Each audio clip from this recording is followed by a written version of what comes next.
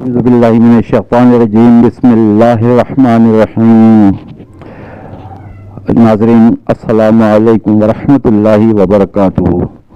آپ ہمارے چینل میں تشریف لائے، ہم آپ کو خوش آمدید کہتے ہیں۔ آج کا ہمارا جو ٹاپک ہے اس ٹاپک سے ریلیٹڈ بات شروع کرتے ہیں اور دعا کرتے ہیں کہ جو لوگ ہماری اس آواز کو اس وقت سن رہے ہیں، جن لوگوں نے ہمیں سپورٹ کیا، جنہوں نے ہمیں پروموٹ کیا، جنہوں نے ہمارے اس نیک کام میں، ہمارے اس چینل میں ہمارا ساتھ دیا کسی بھی طریقے سے، اللہ تعالیٰ ان سب کی پریشانیوں کو دور فرمائے، انہیں کوئی پریشانی نہ آنے دے، ان پر اپنے حفظ و امان میں رکھے اور ان کی نیک توفیقات میں اضافہ فرمائے۔ ہمارا یہ چینل ثواب جاریہ کے لیے ہے، لہذا اس کو آپ سبسکرائب کرنا، لائک کرنا، کومنٹ کرنا، شیئر کرنا، یہ سب ثواب کے ہی زمرے میں آتا ہے۔ آپ سب سے اپیل ہے کہ آپ یہ کیجئے۔ بنی اسرائیل میں بہت سارے انبیاء آئے، لیکن بنی اسرائیل نے ہر مرتبہ بہت ساری حجتیں کی ہیں، اور وہی بنی اسرائیل یعنی حضرت یعقوب علیہ السلام کا لقب تھا اسرائیل علیہ السلام۔ تو حضرت یعقوب علیہ السلام کی جو نسل میں جو بھی انبیاء تشریف لائے اور جو ان کی نسل ہے اس سب کو بنی اسرائیل کہا جاتا ہے۔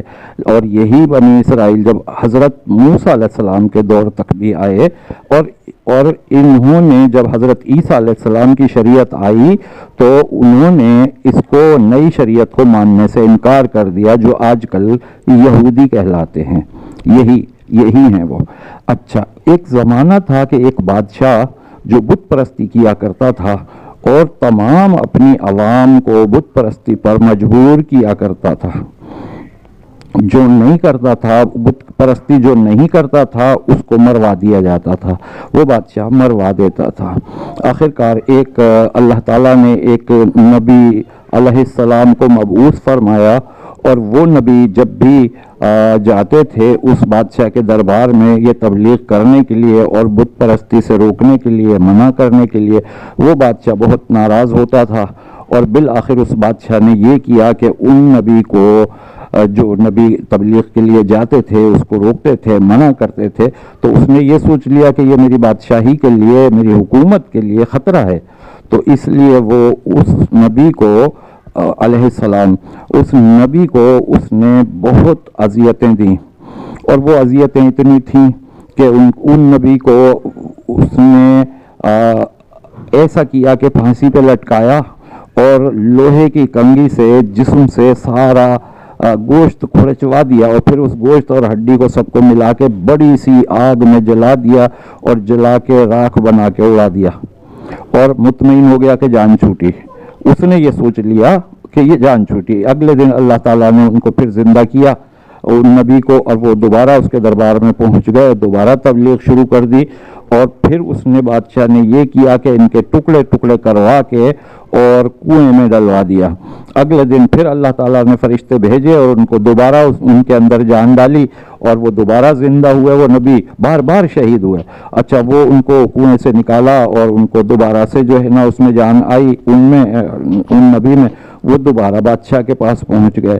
اس طرح کرتے کرتے اس نے جو نت نئے طریقے ایجاد کیے، اس بادشاہ نے ایک طریقہ اس میں یہ بھی تھا کہ بڑی سی دیگ میں گندھک ڈال کے اور گھی ڈال کے اور اس کو تیل یا گھی جو کچھ بھی ہوگا اور خوب ابالا، خوب بوائل کیا، اور اس میں ان کو ڈال دیا، ان نبی کو، اور ان نبی کا جسم جو ہے نا وہ جل کے پگھل کے اس تیل میں مکس ہو گیا۔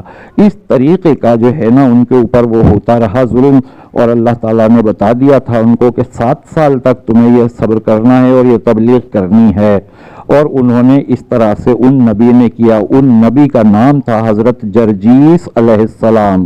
حضرت جرجیس علیہ السلام کا نام لے کے اللہ تعالیٰ سے جو کوئی بھی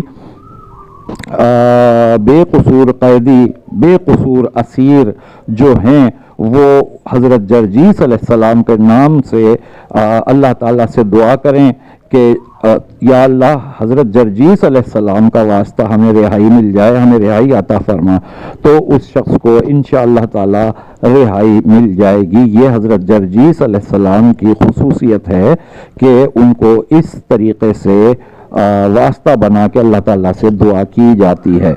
السلام علیکم ورحمۃ اللہ وبرکاتہ۔ امید ہے کہ آپ کو ہماری چینل پسند آیا ہوگا، ہماری ویڈیو پسند آئی ہوگی۔ لائک کیجئے، شیئر کیجئے، کومنٹ کیجئے اور دعاؤں میں ہمیں یاد رکھیے۔